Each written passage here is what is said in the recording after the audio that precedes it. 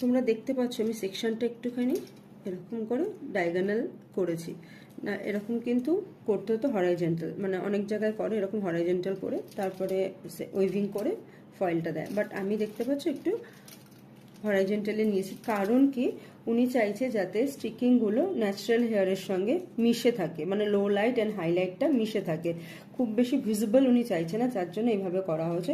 ফিনিশিংটা মিশে আসবে। যদি আমি এরকম স্ট্রেট করে করতাম সেই ক্ষেত্রে হাইলাইটগুলো স্ট্রেট লম্বা লম্বা দেখা দিত, চেন হাইলাইটগুলো, কিন্তু উনি চাইছে না, দেখা যাক।